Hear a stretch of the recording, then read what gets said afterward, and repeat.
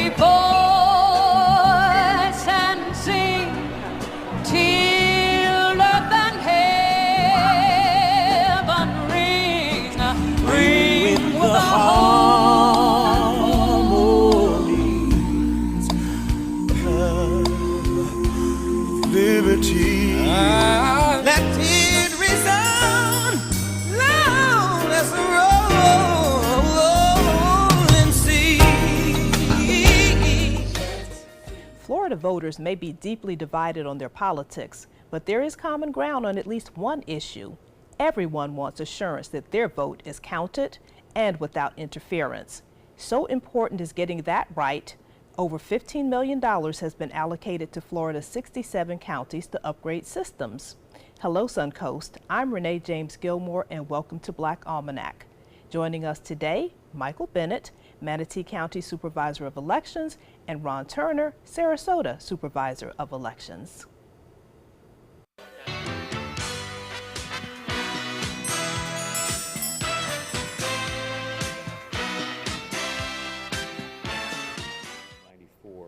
Good morning, gentlemen, and thank you so much for joining us to talk about this all-important ballot coming up on November 6th.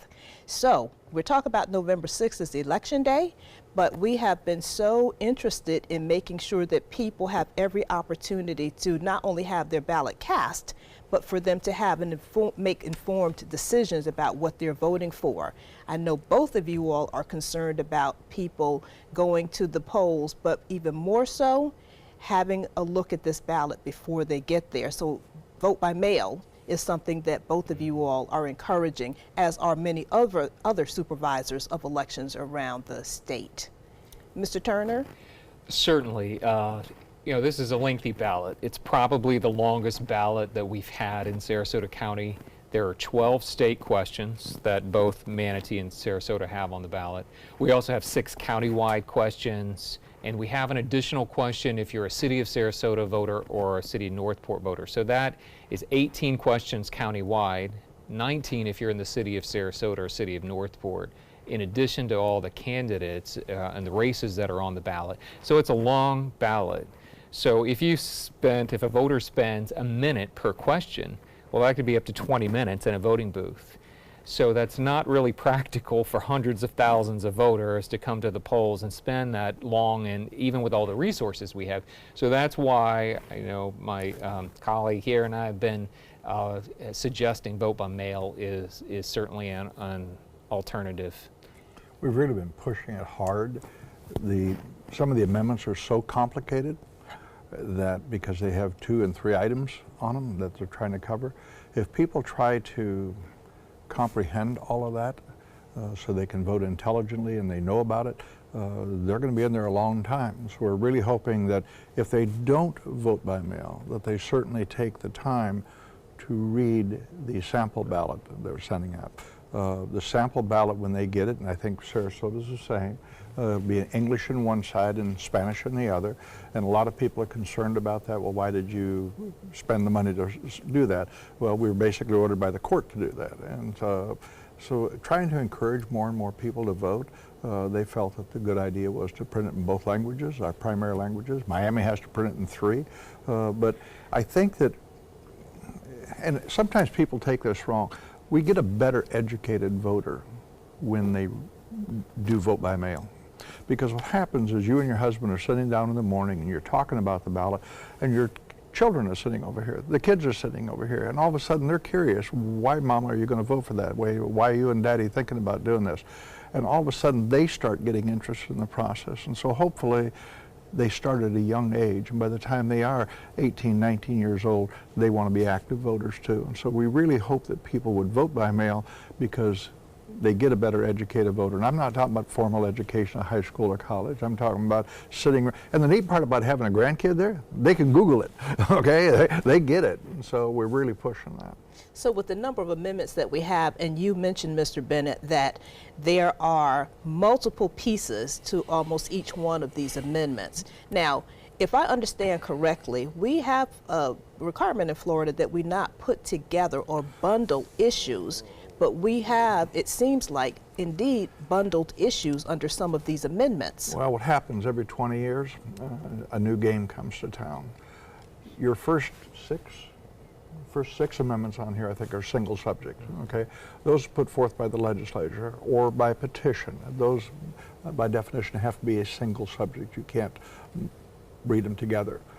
The Constitutional Revision Commission did not have those restrictions, okay?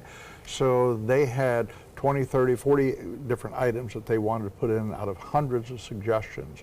And in order to try to get as many in there as possible, they bundled them. Some of them may not make sense, okay?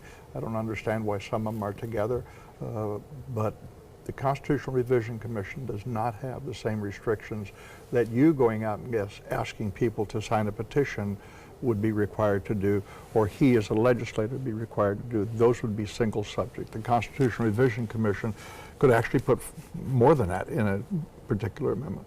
So it sounds like this is one of the reasons that it is so important for people not just to take the ballot to the voting booth, but actually to be at home studying and thinking through what all of these mean, because for those issues or those amendments where issues are bundled, it's thinking through how you're going to vote, because in my mind, I'm thinking, what if I want to vote one, yes for one, no for the other, but this is an all or nothing on those amendments that are bundled. Is that correct? Yes, and I do think something that you mentioned is important. Well, a couple of things. One is we talked about vote by mail, and Mike Bennett also mentioned if you don't vote by mail, you kind of plan ahead. We're mailing out sample ballots to all the voters in the county, right? So they'll get them. I know ours goes out around October 10th. So it gives voters an opportunity to read these questions in advance. We also have them on our website at sarasotavotes.com. I'm sure at Vote Manatee, oh, that's great. that you could get information as well. But I just want to remind people who are at home that you can take your sample ballot with you to the polling location to transpose your vote. So if you mark this as a reference, you can take that with you into the booth. Or you could make a little cheat sheet on, yes or no or whatever with you and take that information with you to help kind of expedite the process or maybe help eliminate any potential confusion between the things. And as you mentioned about the bundled amendments, or any of them, frankly, just doing your homework, doing your research, if for some reason a voter doesn't want to vote on a particular amendment, you don't have to. I'm not encouraging anyone not to vote in a particular race or on a particular question. I'm just saying it is an option. Everything else on your ballot would count, even if you skipped over a particular question on the ballot. Every other race and every other question on that ballot would still count and still tabulate as normal. It would not hurt anything. And again, I'm not encouraging anyone to skip anything on the ballot. I'm just letting them know what their options are as voters in this process. But we would want people to vote each one of those issues, because it is really your vote. I mean, as we talk oftentimes about, people have died for the right to vote. So we certainly, the least we can ask as responsible citizens, all of us, is to read the ballot, understand what it means to individuals and what it means to individual households, and cast a ballot. And I agree with what you're both saying, but on the same token, if you've got multiple subjects in one of those amendments and you don't like one of those pieces, just don't vote that particular, that one issue, okay? It makes it rather confusing and rather difficult. Some people claim that was done politically for that purpose, to kill those items. I would like to think not, but it sure makes you wonder, why did they bundle those particular things together? Because some of them are between a rock and a hard spot. You vote for one piece of it that you absolutely agree with, and you don't the other. That's why the ones that the Constitution came up with, the ones that petition came up, those are a little easier to decide because they are single subject. The other ones are tough. You really have to study them. Well, is that to say then, if one does not actually, if a voter does not cast a vote for one particular amendment, you just go over it and leave it alone? In essence, that would mean leaving things in the state as they are, because there's a certain percentage of the electorate that has to say yes Right. or no, whichever the case is, for it to pass. So if you just leave it, then Right. essentially you're saying, I want to leave things as Everything is. would be status quo, right. They're not saying they want to leave everything status quo. They're saying, I don't want to vote for that particular Right. piece over there, Right. so consequently I have no choice but to leave it status quo on the item that I do want. Okay, and that's what makes it tough. It takes 60% of the voters to approve something. It used to be 50. After they put pigs in the Constitution, they decided they would raise the bar. In fact, as I was in the legislature at the time, when we raised the bar to 60, which is good, but also when we took it to 60, it makes it much tougher to get something out of there, okay, to change it back the other way. So there's a good and a bad on both sides.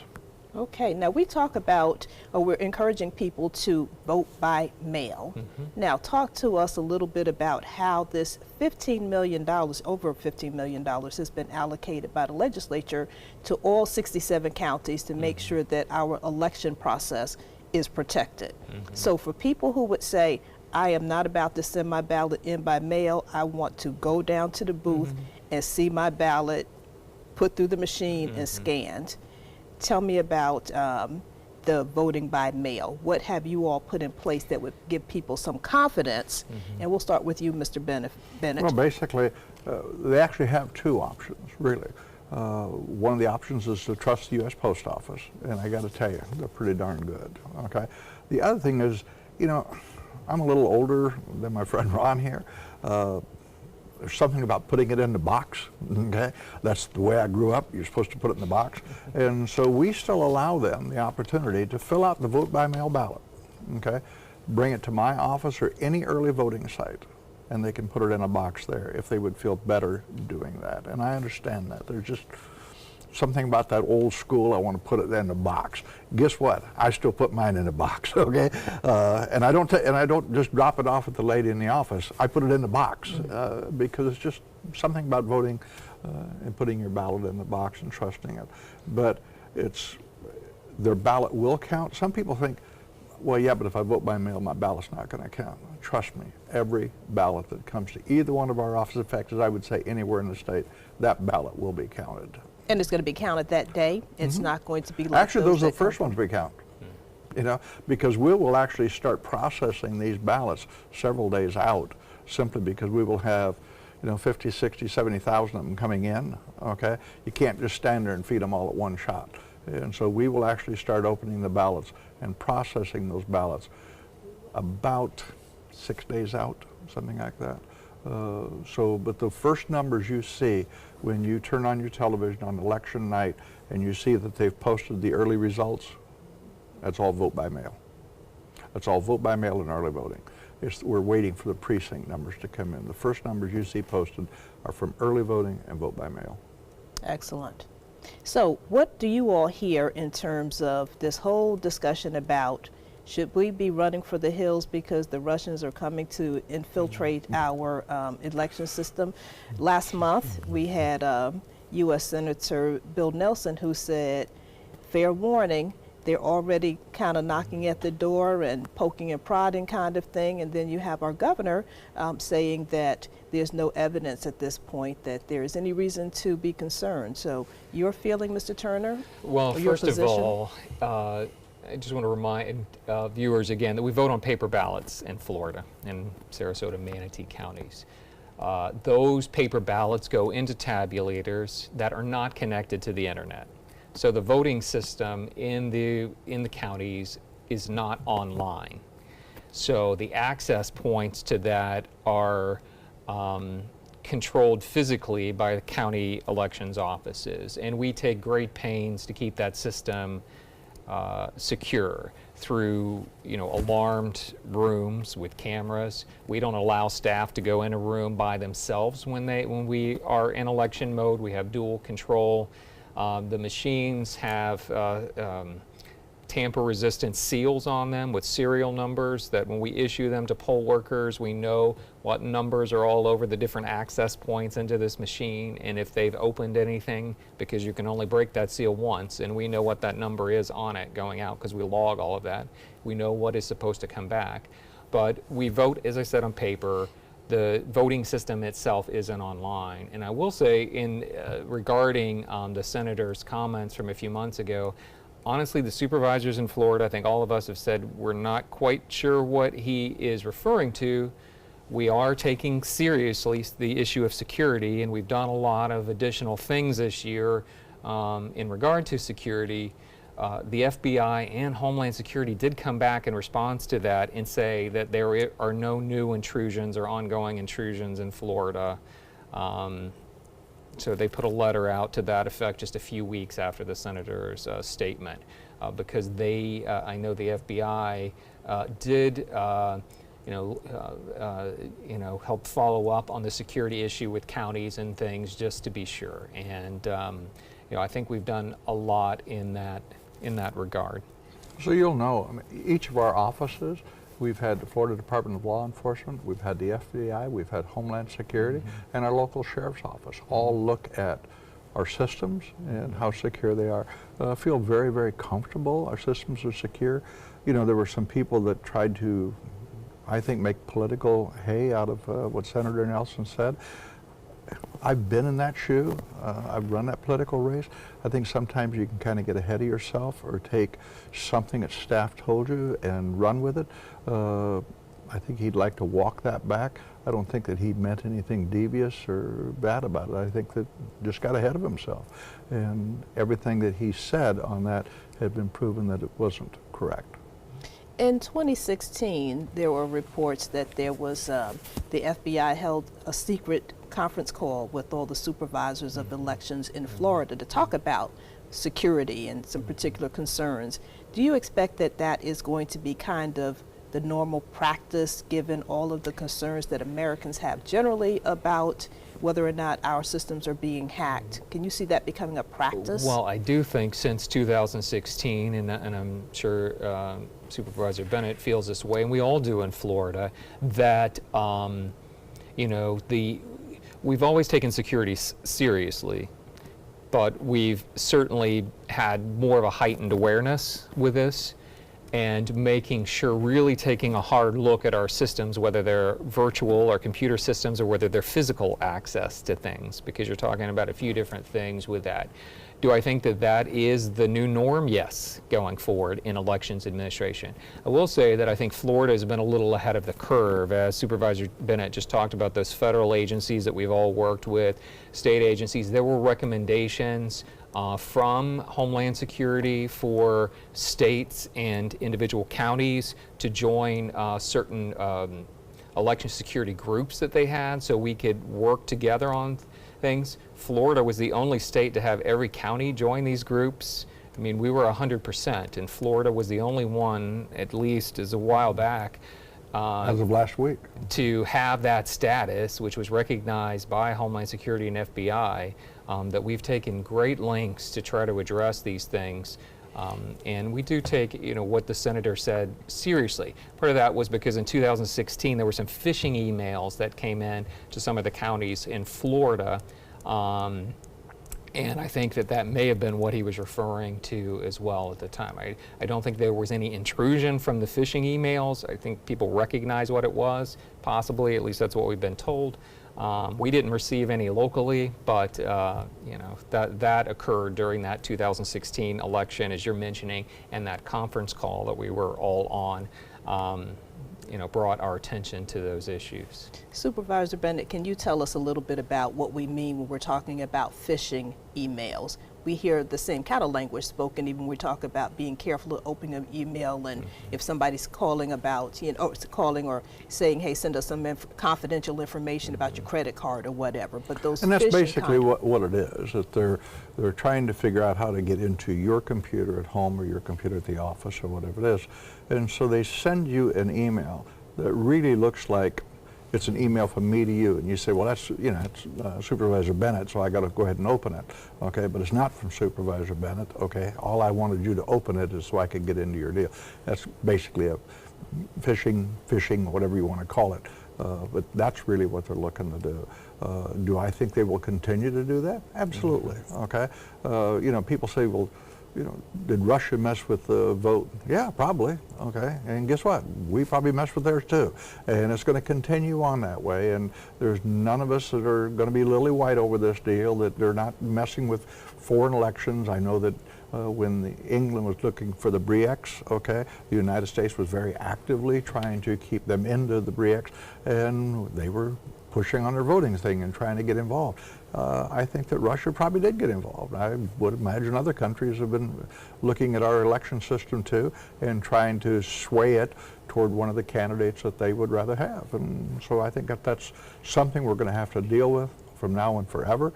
But it's the same as looking at your credit card statement. I mean, everybody is looking to crack into somebody else's home computer.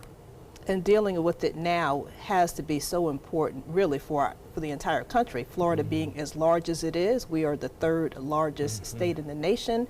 We've got, what, 13 million voters right here in this state. In your county, in Manatee County, about 214,000 voters. 140. In Sarasota, about 316,000 voters. Right, so we have over 500,000 in our two county area right here. Voters, so not an insignificant amount of voters right here in such a large, important state as you've mentioned, as Florida. I'm sure you all have seen a great many changes over the last several years that you have held your positions. One of the things that I've noted is that we are up to some 26% in Florida of having non-party affiliation registrations. If we could just talk for a moment about first just clarifying that there is in Florida a non-party affiliation, and then there is also the independent party of Florida, correct? Two different things, and people really need to understand the difference between being non-party affiliation and registering with the independent Florida, independent party out of Largo. Talk to us a little bit about that to make sure that people are clear on the difference. Well, because a lot of times, one of the unique things for us in Florida, and especially in our areas, we have a lot of people that come here from other states. And in the United States, states run elections. There's no national system of elections. The Constitution allows each state to run the elections, even the federal elections. So really you're looking at 50 different states running the elections, and then when you're down to the county level, you're talking 6,000 to 8,000 different jurisdictions that are running elections in the United States. One of the, I guess, challenges and opportunities that brings in Florida when people are coming from other states is they know what they know from their other states and how those systems work, which may be a little bit different than Florida. So they come here, they want to register to vote, but they don't want to be affiliated with the Democratic Party or the Republican Party or any political party, frankly, so they want to register as independent. Well, that's independent with a small I, not a capital I, because as you've mentioned, independent with capital I is actually a registered political party in Florida, a minor political party called the Independent Party of Florida. If voters would like to not be affiliated and be independent, again with the small I, free from affiliation with any political party, that category in Florida is called no party affiliation. And that is it's been a growing category of registered voters in the state of Florida. As you said, I know in our county we have probably 25, 26% kind of the same thing, which are tens of thousands of voters that don't have party affiliation. And that doesn't impact them when it comes to a general election coming up because everyone gets the same ballot in your precinct, you get the same ballot style. That does impact primary elections like we just had in August because Florida has closed primaries. So no party affiliation voters in a primary got to vote in nonpartisan races, school board and judicial races. They don't get to participate in helping nominate the Republican Party candidate or the Democratic Party candidate for governor or U.S. Senate or county commissioner for that matter. In Manatee County, roughly 25% of our voters are no party affiliation. That's huge. That's a large That's number. huge. Yeah. Statewide, that's some 3 million people. And I would tell you we're probably equal about the state. I think about 25% across the state. We have in Manatee County 62,000 non-party affiliation, roughly 75,000 Democrats, about 107,000 Republicans. And so that non-party affiliation group is growing larger and larger. There's some frustration because the Republican Party and the Democrat Party still seem to dominate. So when you see a political race, and if you're not part of one of the parties, you don't really get to vote in it. And so 25% of the people are being represented in the state of Florida by somebody who they did not participate in electing. And I think that you're going to see some stronger movement over time to try to figure out a way to balance that out. Do you see that, or in your opinions, do you think that we are facing that as a function of our state, perhaps even our country, has become so large and so diverse that it's hard to put people in either this one big bucket or that one big bucket, and so now folks are saying, neither one of the major parties are truly representing me, I'll just stay here in the middle, which obviously is a problem if one wants to vote for those non-party affiliated positions in the state. I definitely think that there's, some of that, some with younger voters who may not identify with a political party. Which is large, I see, because between the ages of 18 and 29, it's only like 11% of those voters, people eligible to vote, are actually voting. That's not a lot for such a big group, 18 to 29. No, turnout has been has traditionally been lower with younger voters. Now we do a lot in our counties. I know this past week I was at Pine View and Riverview High School talking to the students there. We pre-register, because you can pre-register to vote in Florida once you're 16 years of age, register when you're 18 years of age. So we try to pre-register them at 16 or 17 years of age. So when they turn 18, they would get a letter from the supervisor saying, happy birthday, congratulations, you're now a voter. And they would get their voter information card to try to get them involved in the process. And we do thousands of pre-registration and registration for those students and encourage them, because when we talked about vote by mail earlier, remember, if you're from Manatee or Sarasota counties and you go to Florida State or University of Florida, I'm not going to pick one here, so I'm just using examples, right? I'm smart enough to know not to take sides in this. So if you take that, or go to FAMU, or wherever you go to school, right?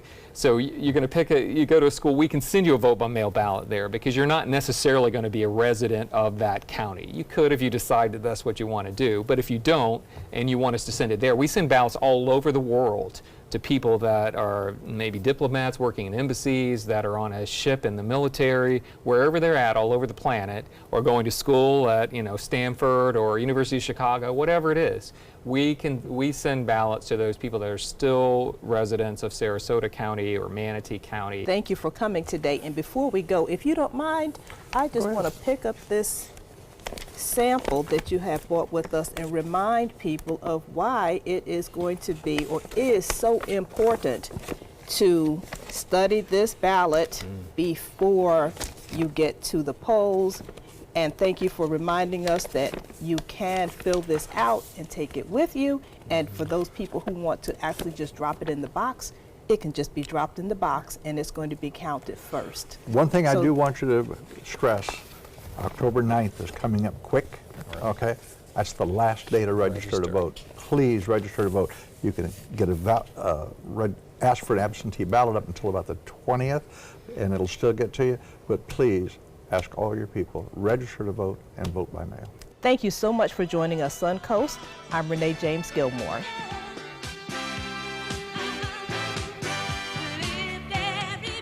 So I kind of grew up all across the country. I come from 5 generations of military men. My dad is still active duty.